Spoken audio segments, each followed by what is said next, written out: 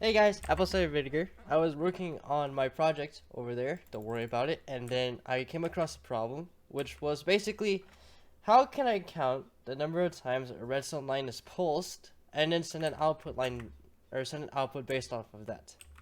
So, I could have gone online and then copied the design, but I decided to make my own, and this is the design I came up with.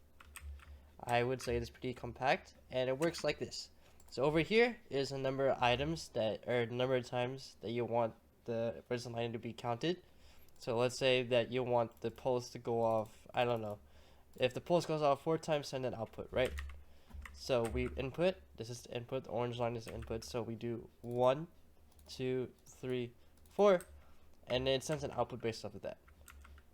So we'll do it again, 1, 2, 3, 4, and then output. So yeah, that's the basic concept of the design. It's pretty compact and very adjustable. Okay. So let's just get straight into how to build it. Alright, let's get started with the tutorial. First off, you're going to want to set up a 3x5 area such as this, and then you're going to want to gather these materials: 4 solid blocks, 3 comparators, a repeater, a redstone dust, 2 hoppers, 2 droppers, and 2 redstone torches. And you're also going to want to gather some dummy items. This is very dependent, the amount you gather is very dependent on how many times you want to count the signal.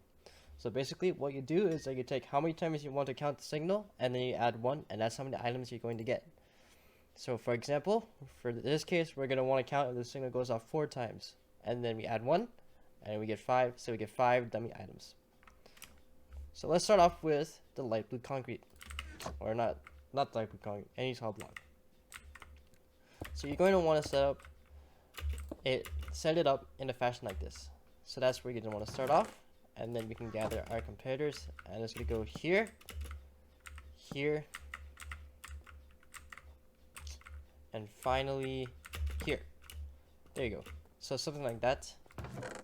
And then you're going to want to gather your redstone repeater, goes right there, and then redstone dust goes right here, and then let's just take all those out. We don't need to do it one at a time. Oh no.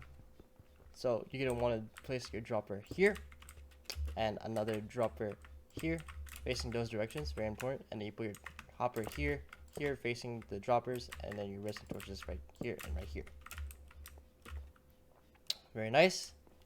And that's your thing set up. So your input goes into this dropper. Oh, you also need these. So you minus 1 because you need that one for the other dropper to place the rest in here. Remember, this dropper is counting how many times the signal will be counted before this torch goes off.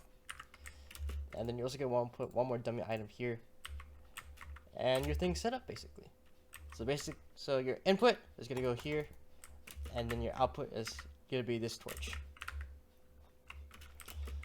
So let's test it out. We're going to put a lever because you can click that very fast, and I prefer that, and we're going to put a rest in that. Okay, so if we set this up correctly, if this goes off 4 times, then that lamp should turn on. Oops. That lamp should turn on. So 1, 2, 3, 4. And as you can see, that lamp turned on. Very nice. So that's the thing set up. If that's all you came for, just to see how to build this kind of thing, then that's it. Thanks for watching. But if you want to see how a little bit more detail on this, then stay tuned.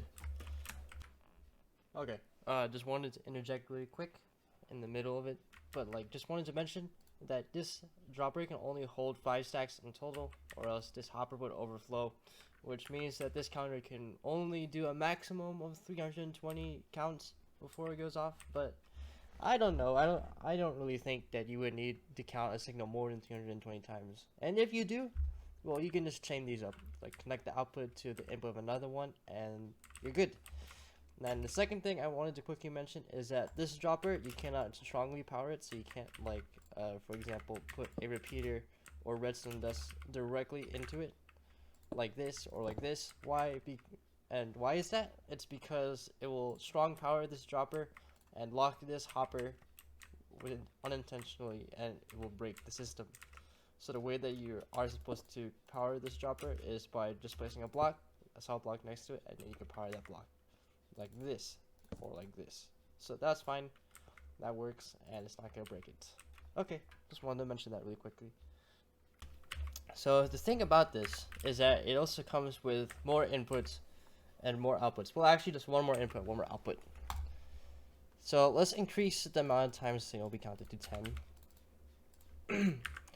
Because you may have noticed, if we count it, there's gonna be a lot of time spent waiting for these items to be sent back into the dropper.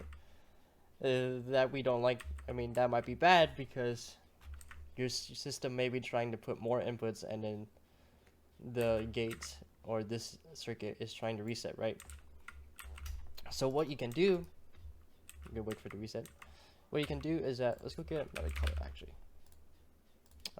Let's do magenta. So what you can do is that you can take an output from this torch and then put another torch on top. And this torch basically signals when the system is resetting. So if we do it again, as you can see, the system is resetting, and this torch turns on to signify that it's resetting. This might be useful if you want to like prevent more inputs from coming in, because what happens if you just like keep spamming inputs? The system is just gonna lock up, and it's just gonna be in a permanent reset state. So that torch might become in handy to like stop the input from coming. And then there's another problem you may notice, that like what happens if, you know, it's still in the middle of counting, but then you want to start over. Well, it seems like there's no other easy way other than just keep spamming, right? Well, there is actually an easier way. If we take red concrete and do it here, this is actually a reset line. So if you want to reset and start to count over, you can just click this or send a pulse over, and then it will initiate reset mode, and yeah. So that's about it for this. I hope you guys liked the video, and yeah, I'll see you in the next one.